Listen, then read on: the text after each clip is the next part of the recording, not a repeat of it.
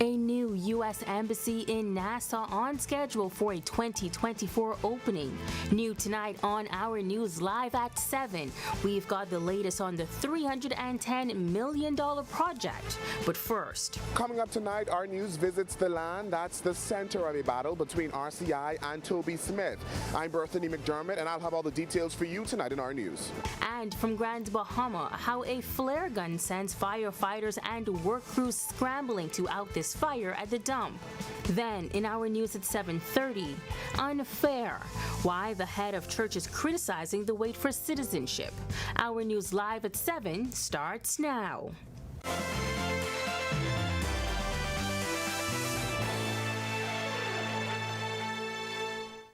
Welcome to Our News Live at 7. Thank you so much for tuning in tonight. I'm Megan Shepard. Bahamians will soon be able to access consular services in a new $310 million U.S. Embassy in Nassau, as officials say construction is on schedule for completion next year. Our Jamila Mizik, who was on a tour of the facility today, has more on this in just a moment.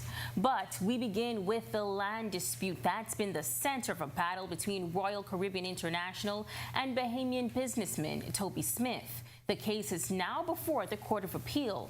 Smith telling our Berthany McDermott today that the battle is bigger than him.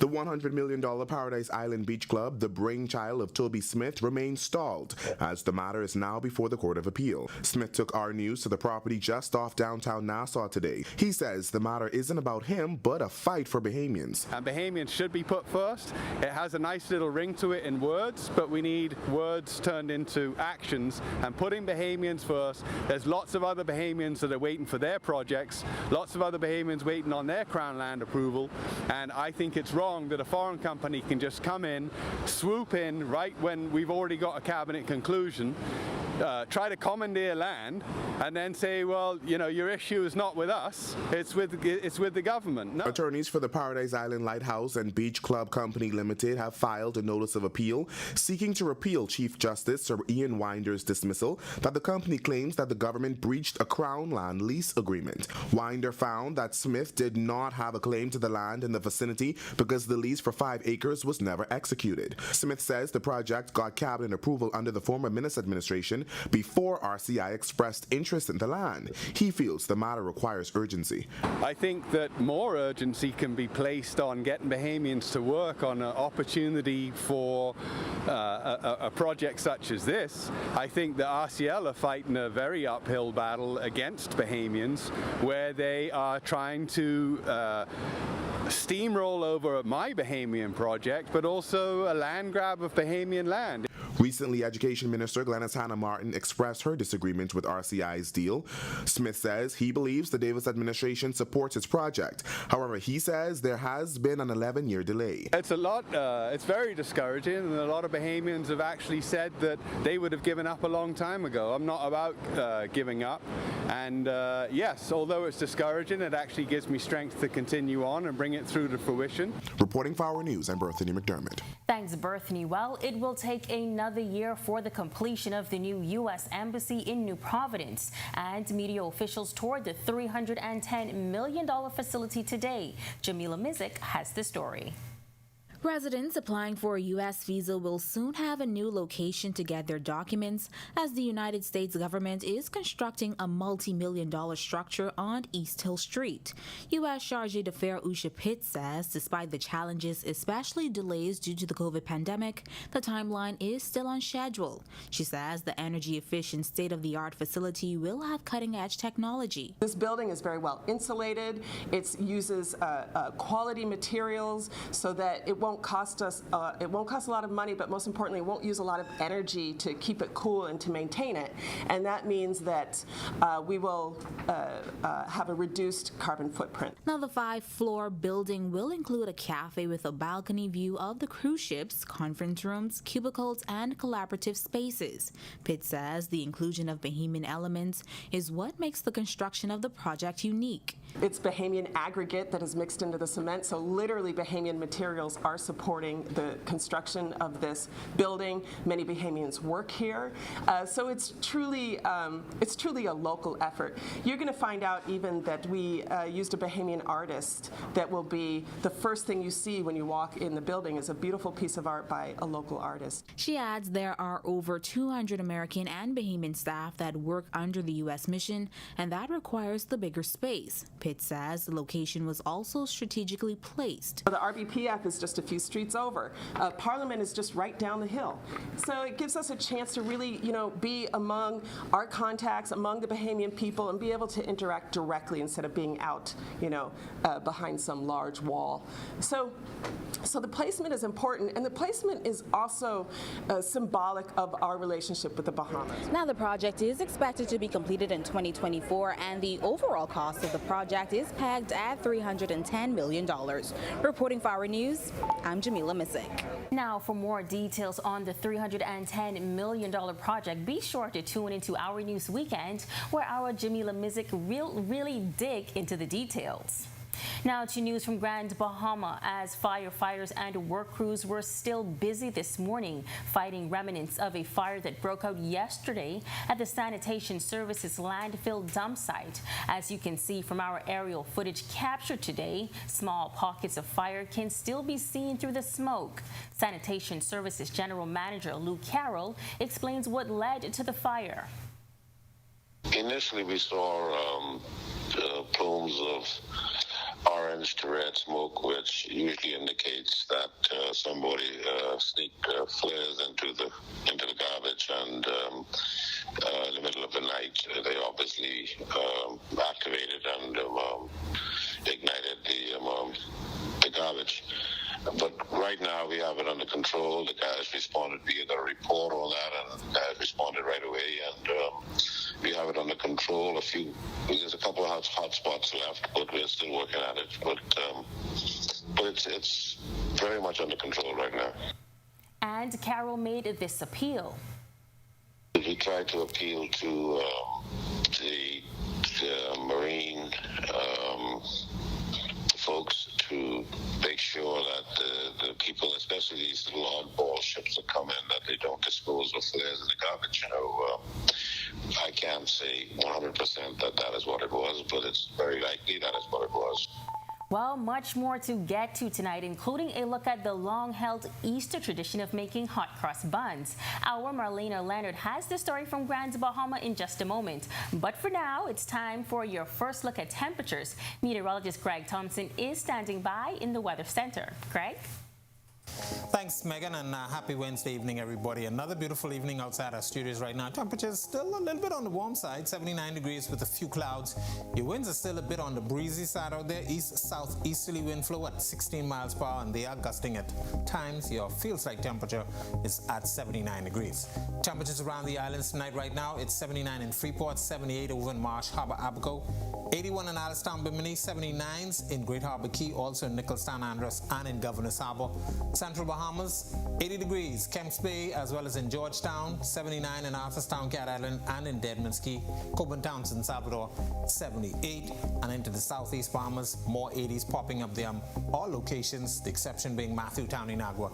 You round out our temperature profile at 81. On our satellite, quiet weather around our area today. That high pressure system is still in charge, and it's just affirming its presence. That mid and upper level high is going to shift across us, so we are looking for some warm temperatures once again tomorrow and dry conditions. Could see one or two small showers moving across the islands in that stiff easterly breeze, but all in all, it should be quiet. That's your first look at weather. Stick with us. A look at your extended forecast is still to come. Still to come on Our News. It's one of the oldest Good Friday traditions, and we're not talking about the fish. 600 dozen, so probably about 300 dozen a day. But first, meet the man who leads the department in the Ministry of Works that's responsible for speed humps in your community. Find out how you can make a request. And joining the employment line. We placed them in the areas where they had the gifting and also where there was some interest. How a public service job placement program has empowered uniquely abled professionals. The story when Our News returns. Original or hot and spicy? It's your thing.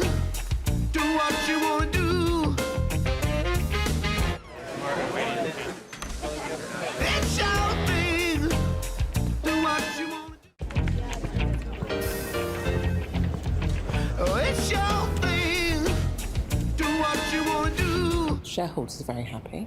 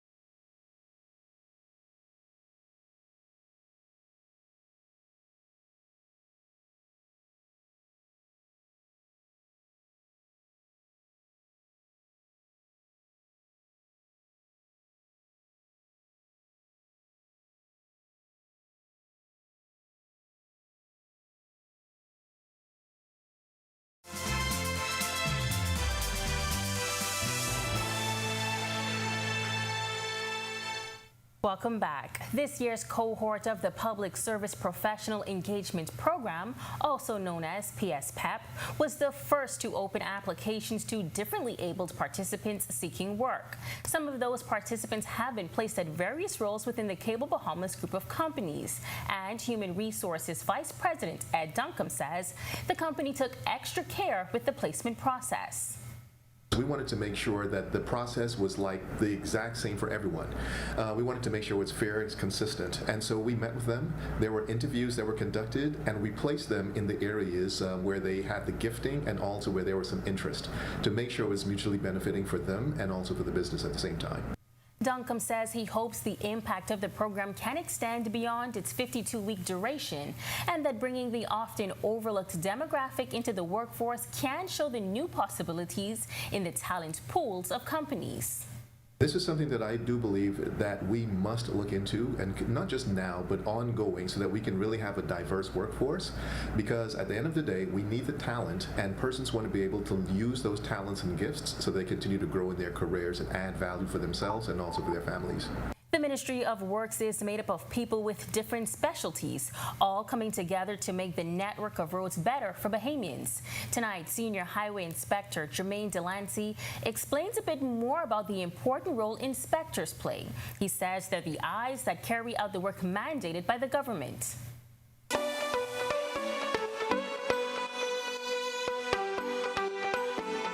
We also watch for the contractor workmanship on the job site, because they could be doing something wrong and something that could also affect or be hazardous to the public. So we look for all these things, and then we also follow the drawings. We have to make sure the contractor follow the drawings, that they have drawings on site at all times, and everyone that is privy to this drawing should be able to know what's going on and what's supposed to be happening. Delancey's department is also responsible for the construction of speed humps, which are used to control speed on longer roads. But did you know speed humps are put in place at the request of residents within the community? What they'll have to do is they'll have to do a petition where they need at least more than half of the residents to be on board if they want a speed hump. The ministry don't put speed humps because they're illegal, because we have to pay when somebody's cars get damaged. But like I say, we do it only if the person requests it and they have sufficient people in the area that's on board. Now, if you have any concerns as it relates to signage or other Ministry of Works related issues, you can contact the ministry's hotline via WhatsApp at 376-0936. Meantime, Delancey adds that signs and markings are lacking throughout the island and across the country, something his small staff is working to address. We have a lot of tourists on our islands. We still have a challenge with trying to get enough signs up so they can be able to find where they're going, like directional signs. I drive with a small team. We try and do our best. When our news comes back from the break, we turn our spotlight to stories making headlines across the world. As now indicted, twice impeached, former U.S. President Donald Trump proclaims America is going to hell. This as San Francisco police investigate the death of the popular Cash App founder. And later, the 1985 joint operation between the U.S. and Bahamian government that led to the seizure of over 40,000 pounds of drugs in Today in History. Our news, back in a moment. It's your thing. Do what you want to do. It's your thing. Do what you want to do. It's your thing.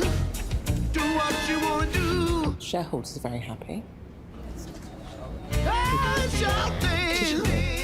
Do what you want to do.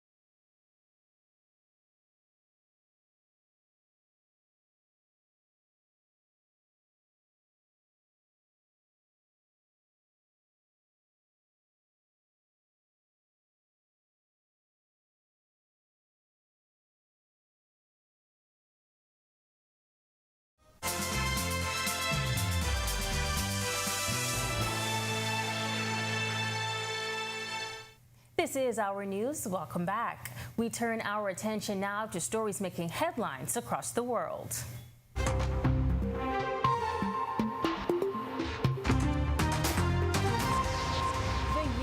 Is going to hell. Those words from former U.S. President Donald Trump in a defiant address after pleading not guilty to falsifying business records to hide damaging information ahead of the 2016 election. The former president was charged with 34 counts in a Manhattan court in New York yesterday. Each of the charges carries a maximum of 4 years in prison if he is convicted. The former president, who coined the term fake news, says the fake case was simply part of a Democratic conspiracy to interfere with next year's presidential election in which he is running. The only crime that I have committed is to fearlessly defend our nation from those who seek to destroy it. From the beginning, the Democrats spied on my campaign. Remember that? They attacked me with an onslaught of fraudulent investigations. Alvin Bragg of New York, who campaigned on the fact that he would get President Trump. I'm going to get him. I'm going to get him. This is a guy campaigning. He wanted to get President Trump at any cost, and this before he knew anything about me, didn't know a thing about me. He was campaigning. As it turns out, virtually everybody that has looked at this case, including rhinos and even hardcore Democrats, say there is no crime. Ukraine is set to receive more fighter jets. This as Poland's President Andrzej Duda says he will send the country's remaining fleet of MiG-29 jets if there is still such a need. Ukrainian President Volodymyr Zelensky thanking Poland for its support against Russia's invasion during his first official visit there since the invasion last year. Bob Lee, the technology executive who created the popular money transfer app Cash App, was fatally stabbed in San Francisco early Tuesday. Police did not identify the victim, but MobileCoin confirmed Lee's death in response to an email from the Associate Press on Wednesday. Police say they found a 43-year-old man suffering from apparent stab wounds. The victim later died in hospital. Lee was serving as chief product officer of MobileCoin before his death.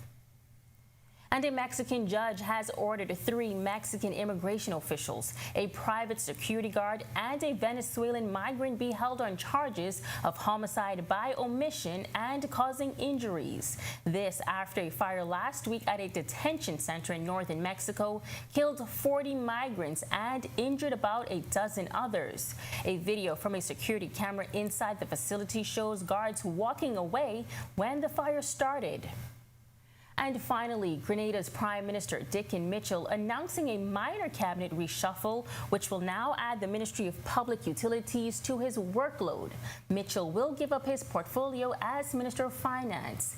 Incumbent Minister for Infrastructure and Physical Development, Public Utilities, and Civil Aviation and Transport, Dennis Cornwall, will now serve as Finance Minister. He says the decision will allow him to cross-train in different government ministries. Still to come in our news, on this day in Bahamian history, the man that would lead the PLP for 2 decades is elected in a 1997 special convention. Plus, the hot cross bun frenzy that's put the ovens of one Grand's Bahama bakery in overdrive. And then in our news at 7:30, ready to declare how airport officials are preparing for the new customs exempt app ahead of its summer launch. That's coming up when our news returns.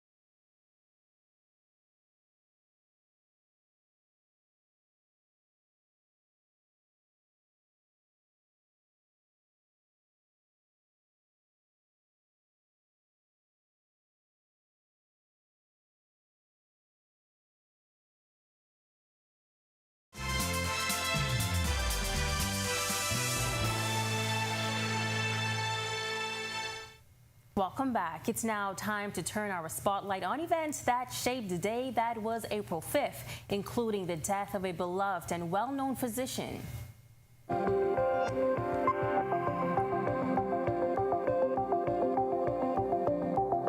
This day in Bahamian history, in 1834, John Pope Hennessy was born in the United Kingdom. Hennessy served as governor and commander-in-chief of the Bahama Islands from 1873 to 1874.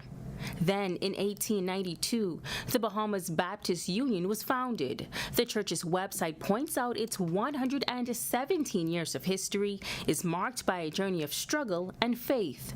Reverend Garth E. Roll has served as superintendent from 2021. April 5, 1985, the United States government and Bahamas governments launched Operation Blue Lightning against drug traffickers in the country.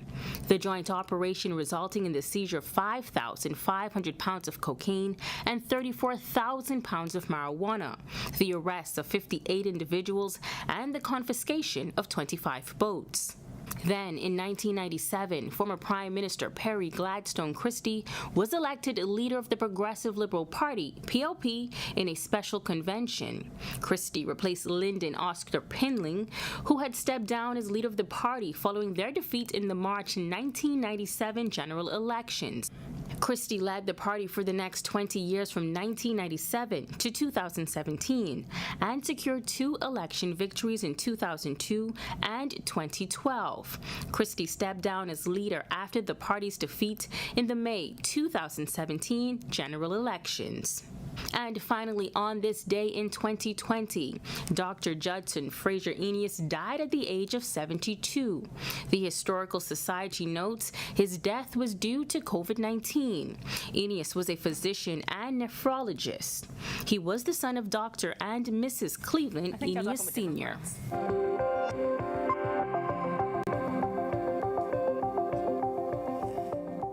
This segment of the news is brought to you by H.G. Christie. List your home in Grand Bahama with H.G. Christie. Visit our new office in the Port Lacaya Marketplace. H.G. Christie, celebrating over 100 years of service. Millions of hot cross buns are sold during Easter week every year, and here in the Bahamas, the demand is no different. Our Marlena Leonard speaks to a local baker in Grand Bahama about the hot cross buns craze in this report. Jacqueline Knowles, also known as Jackie, has loved baking since she was a little girl, but it never occurred to her she could go pro until one Easter when her sister asked for her help. She took some orders one year and she was overwhelmed, so she knew I could bake, so she sent the folks to me, and it was ever since. So I just love it. I love to cook. I actually love cooking more than baking. I always will tell people that cooking is my main squeeze and baking is my sidekick, but God has blessed me and I love them both. Now she co-owns Jackie's Bakery in Grand Bahama with her husband Keith Knowles, where she's currently in the thick of the Easter busy baking season. Over the period, it'll probably be about 600 dozen, so probably about 300 dozen a day. And that's like 20, I probably would get an hour to 2 hours sleep, but basically I've done 2 days. I've done that non-stop. But unlike most bakeries, Jackie doesn't do the typical order-based system when it comes to her hot cross buns. I actually don't do orders. I just swing it. And every year I would sell over 500 to 600 dozens. So I don't order. It's an easier process. I've done the ordering, and you have long lines, and people will say they want extras and they don't know if they can get it. But with the no orders, you can pick up what you wish, you pay inside, you pick up outside, and no lines, in and out. Reporting for Our News, I'm Marlena Leonard. Thanks, Marlena. Remember, if you want to watch that story again and for all of today's top stories, visit ournews.bs. That does it for us for News at 7. Joining us now is our Italia Hall with the latest headlines. Italia, I know looking at that, you have to miss Jackie's buns. I do. They look so good. I need someone to put some on the flight. Absolutely. Miss Jackie, the office, we're making requests. All right. And did you put your order in as yet? Your hot cross buns? I did. Great. Thanks so much, Megan. Well, why the Christian Council is calling the Citizenship long haul unfair, and the unique spin on an Easter tradition that includes eggs, bunnies, and baskets. Here are the latest headlines. Far too long. New tonight on Our News Live at 7:30.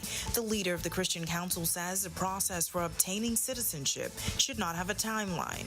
But first, coming up tonight, find out why some people are saying the proposed RCI Paradise Island project is highlighting a power imbalance between the cruise ship industry and the government.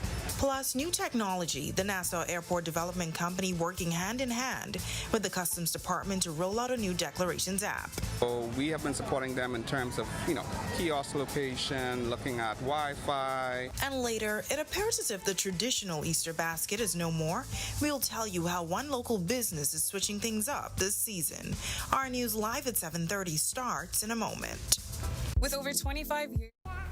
Whether you're battling a chronic condition or offsetting a new injury, Doctors Hospital's comprehensive rehab services offer the help you need now. Go to doctors. 3 advanced facilities at Collins Avenue, Carmichael Road, and Cable Beach means your personalized plan for care is just a visit away. From physiotherapy to occupational therapy and speech and language pathology, our team approach is all about rebuilding together. For a full list of services, visit doctorshosp.com/rehabilitation. Doctors Hospital, trusted and best care now. Isn't your health worth it?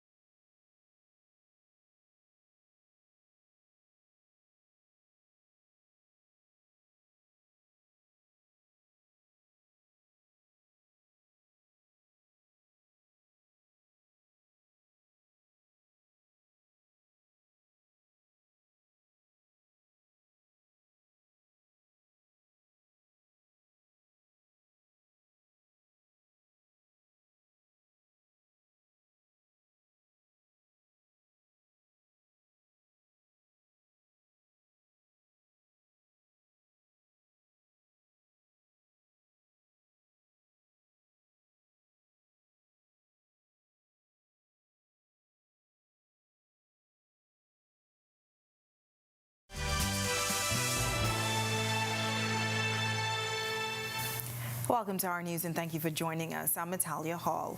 Questions are still swirling about Royal Caribbean's proposed Paradise Island Beach project.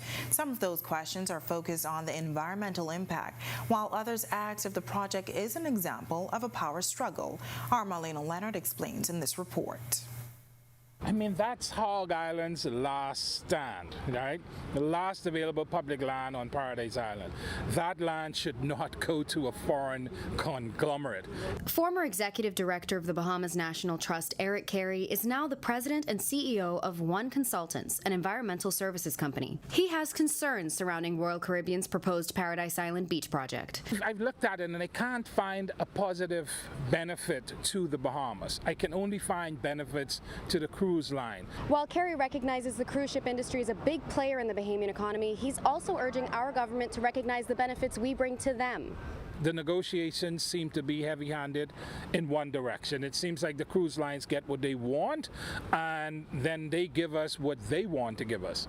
Again, let's leverage our natural capital. Let's go to the table as equal partners. Let's bring our equity, which is our incredible environment. You come to the Bahamas, you don't have to burn fuel and you could do 3 stops.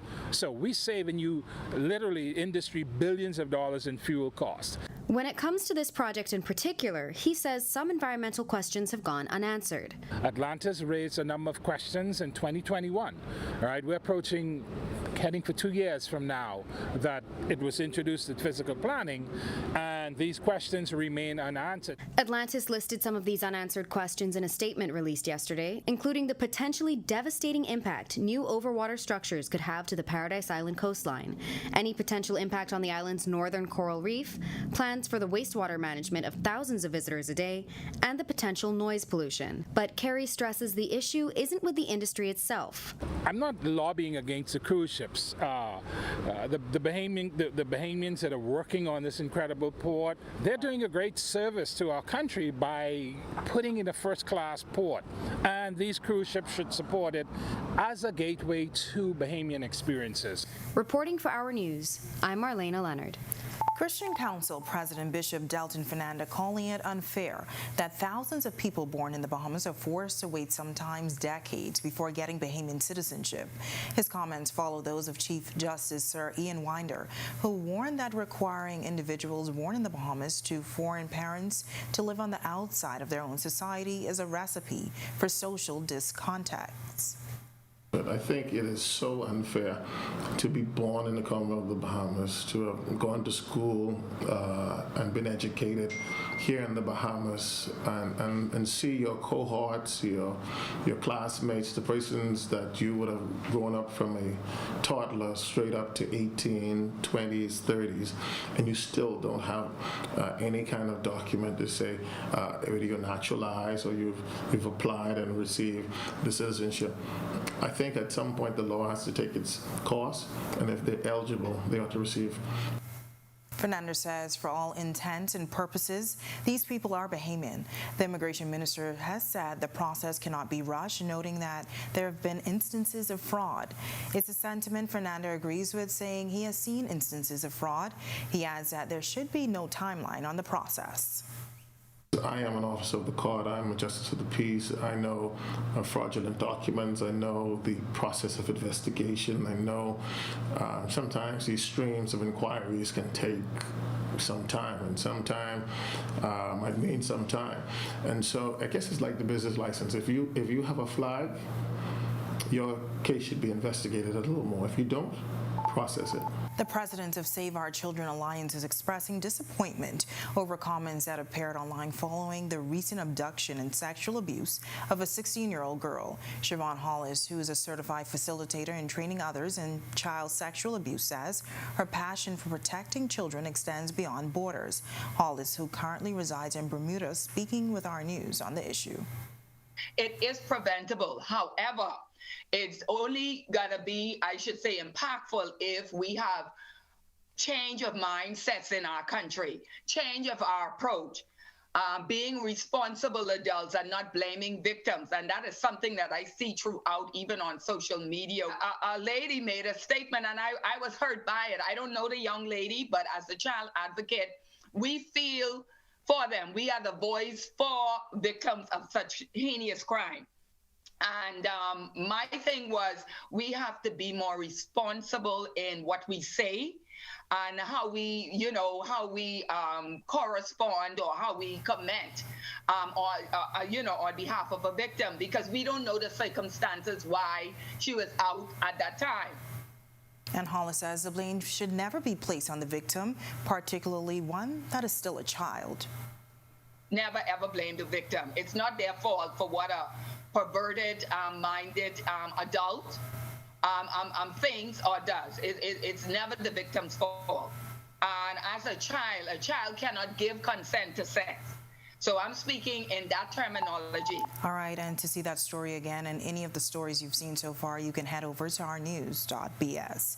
We are counting down the days to Easter, with lots happening over the next few days. In a moment, we'll tell you about a unique spin on that Easter tradition that comes all wrapped up in a bow. But for now, meteorologist Greg Thompson joins us now from the Weather Center with a quick check on temperatures. Greg? Thanks, Italia, and welcome everybody. This segment of our weather is brought to you by Nestum's Toddler Shake, now in new flavors. 79 degrees outside our studios with a few clouds. Your winds out of the east-southeast at 16 miles per hour, and your feels-like temperature is at 79.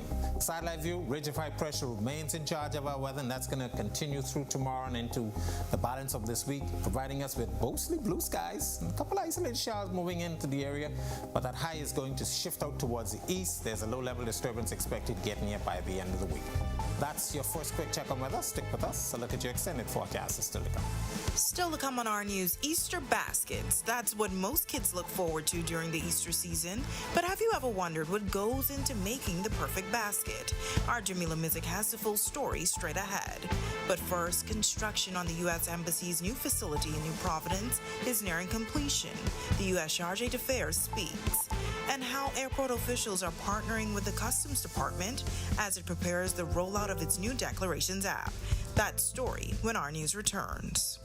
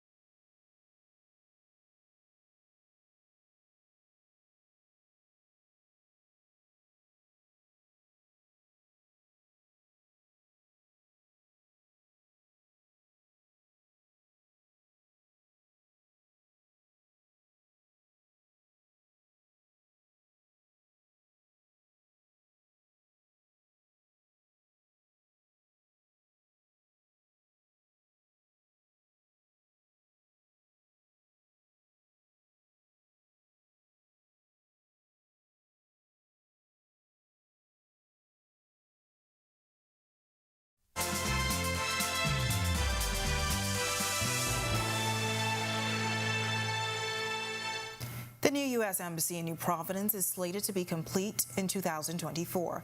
The price tag, $310 million.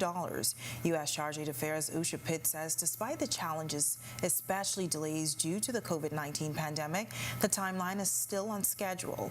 The 5-floor building will include a cafe with a balcony view of the cruise ships, conference rooms, cubicles, and collaborative spaces. Pitt says the inclusion of Bahamian elements is what makes the construction of the project unique. It's Bahamian aggregate that is mixed into the cement, so literally Bahamian materials are supporting the construction of this building. Many Bahamians work here, so it's truly a local effort. You're going to find out even that we used a Bahamian artist that will be the first thing you see when you walk in the building is a beautiful piece of art by a local artist. All right, in just about 2 months, the Customs Department will launch its exempt mobile baggage declaration application. The app is expected to make the declaration process easier for travelers entering the country with items to declare. Vice President of Operations at the Nassau Airport Development Company, Jonathan Hanna, says they've been in conversations with the Customs Department over the last few months about the new app. And essentially what it allows persons to do is to complete the C-117 form virtually through their mobile device. And so we have been supporting them in terms of, kiosk location, looking at Wi-Fi in the hall to make sure that persons can download the app and use the app ahead of meeting with the customs officer. And then also, too, sharing the information. We want the rollout to be as successful as possible. They are a valued partner. And so we want their success is our success. And he believes the application will make traveling easier for many. It just eases the burden. I know, persons typically have to come in, they have to get the form. I certainly used it myself, and it was, very beneficial when I arrived in. It was a smooth transition and smooth process, and so the more persons that, download the app and start to use it, I think they'll certainly benefit and see the benefits from it. When our news comes back from the break, have you ever wondered what goes into making the perfect Easter basket? In a moment, our Jamila Mizik introduces you to a unique idea. The Bahamas national swim team had its first practice in Curacao in preparation for the 2023 Carifta Games. Don't go anywhere, our sports is next. And the countdown is on to the Easter holiday. Are you hoping for sunny weather for the 4-day weekend? Well, Greg is back with your extended weather forecast right after this quick break. Stay with us.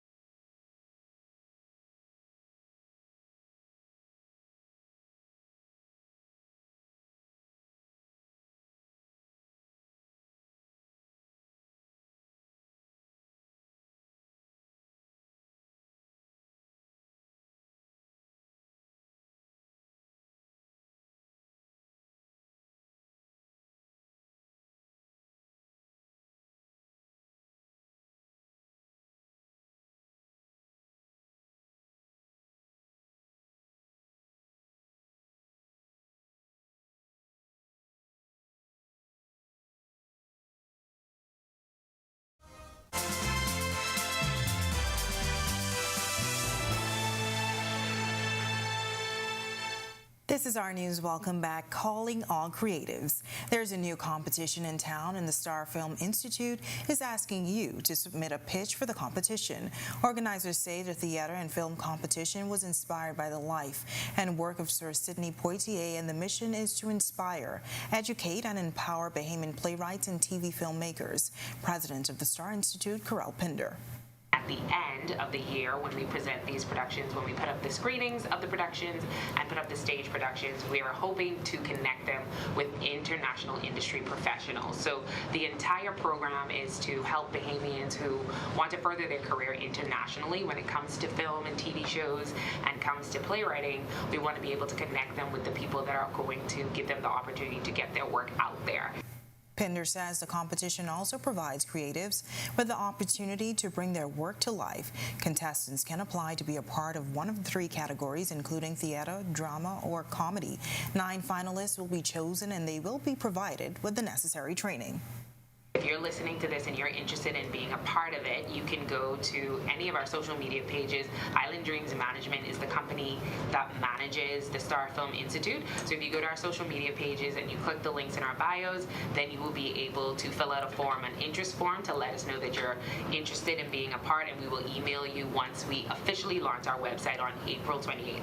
Today's sports update is sponsored by Corona, distributed in the Bahamas by Jimmy's Wines and Spirits. The Bahamas Carifta swim team is in Curacao right now, preparing to bring their 5th straight title home. And DeAndre Aiden of the Phoenix Suns had a big game last night. Tej Adderley joins us from Curacao for Our Sports. Tej? The Bahamas national swim team is in the pool right now, right behind me, preparing for the 2023 Carifta Games. Our Sasha Lightburn explores how they prepare their minds and bodies for this big meet. Sasha? Bahamas' Carifta swim team had their first practice at the Enith Brigatha Pool in Willemstad, Curacao this morning. And critical to those practices are the pre and post warm-ups and making sure the swimmers are in good mental and physical shape. Accompanying Team Bahamas is a full medical team led by Dr. Keir Miller. We have to maintain that they are rested, proper nutrition. Of course, we may have little minor things that happen during the course of the event. But for the most part, they're doing quite well. We also got a chance to speak to 3 of the physiotherapists accompanying Dr. Miller, who spoke to the importance of their job as the team competes. We help with recovery. The swimmers have a lot of races to swim, and so what we do is we ensure that their recovery process is sped up so that they don't get injuries. So we're just here to fine-tune their skills, focus on their biomechanics aspects, see if something's missing, and then how we can tweak them, because the whole focus is physical fitness and the performance of these athletes. As we help just optimize the performance of the swimmers, we complement them as well, helping them with their recovery and also pre-event, post-event as well. And as for how the first practice went overall, assistant coach Mansir Roberts Jr. said, Well, we was excited to get in and get to see the venue. The bus was a little late for us this morning, so we had that little challenge, but the team is ready. They overcame any of these little obstacles and really stepped in the pool and really got adjusted, and they're looking really good. Now the opening ceremonies were held earlier this evening, but competition begins tomorrow, beginning at 9 a.m. Reporting from Curacao, for Our News, I'm Sasha Lightborn. Thank you, Sasha. DeAndre Ayton had another big game last night, this time against the Spurs. The New Providence-born big man had a double-double with 19 points and 11 rebounds. He also added a steal and a block apiece to help the Suns get the win against the San Antonio Spurs, 115-94. The Suns are now 4th in the West, and the playoff spot is all locked up for them. Look for them to make a serious run at the finals, especially since they have Kevin Durant now. Now with sports, joining you from the pool in beautiful Curacao, I'm Tej Adderley. Still ahead on Our News tonight, we've got eggs, bunnies, and baskets. How a local business is switching things up this Easter. We'll show you how they're using these Easter trinkets to make the perfect Easter basket. And the 50th Carifta Games is just hours away. Meteorologist Greg Thompson is back in the Weather Center with your extended weather forecast right after this break. Stay with us.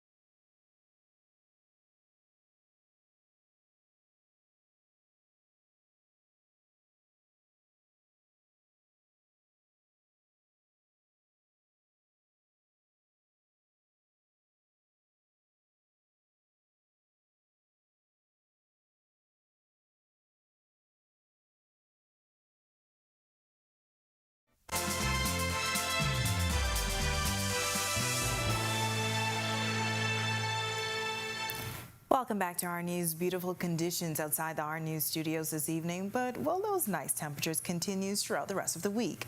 While Greg is back in the Weather Center with your extended weather forecast. Thanks again, Natalia, and welcome back, everybody, for our final check of weather. Quiet weather once again across the area. That ridge of high pressure is in charge, and that will continue to dominate our weather over the next couple of days. There's a low-level disturbance approaching us from the east, should get near the southeast Bahamas by Friday time frame, so we could see an isolated shower too moving into that area. And of course, there's a very strong and active cold front across the central portion of the United States. High pressure across the area will keep this at bay, so we don't expect any significant weather out of this system. Maybe the tail end brushing us by Sunday, Monday time frame. Taking a look at our future forecasts, a couple of spotty showers across the area through tonight and into tomorrow. That will be the same. And then here we go. We watch that disturbance approaching us by Friday. Couple isolated showers once again approaching us by that time frame. Plan on doing any beaching or boating for tomorrow. Winds will be out of the east, northeast to east, southeast at 15 to 20 knots. They will be gusting at times, so caution flag in place for boaters. High risk of rip currents, so we're asking you beachgoers to exercise extreme caution. Sea is very choppy, 4 to 7 feet over the ocean. Your high tide will be at 8:29 tonight. Here's a look now at your national forecast.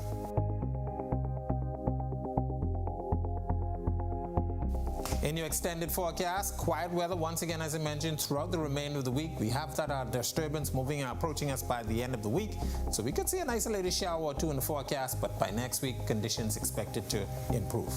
That's a look at our weather. Make it a safe evening, everybody. All right, thanks, Greg. For some youngsters, an Easter basket is a gift they look forward to every year. But what goes into making the perfect Easter basket? Our Jamila Mizik has the answer in this report. It is the Easter season, and that means eggs, bunnies, and baskets. Filled with dyed eggs, rabbit-shaped chocolate, and candied treats, the baskets are a long-standing tradition come Easter. And She Stitches Apparel will be putting smiles on faces this year with their Easter baskets. The concept initially started with treat bags, and today the service has grown. But what goes into making the perfect basket? Well, She Stitches Courtney Miller says it's their personalized flair. She Stitches Easter baskets are custom, so you won't find one like it. The whole bag itself is made by our seamstress.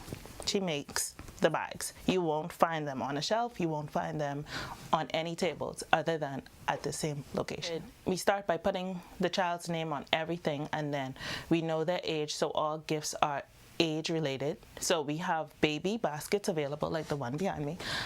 We have upward to teenagers. So it all depends on your child and their likes, the characters they like the most. We use those things in their basket, so it's just for them. And furry friends are also included. All babies get baskets, so we make for babies baskets, newborn babies, and baskets for babies that aren't born yet. So it's a Easter basket for the mother as well as the baby. Miller says today the popular children's gift has evolved. It usually would just be candy, but it's now to include things like toys and silly string, stuffed animals, bubbles.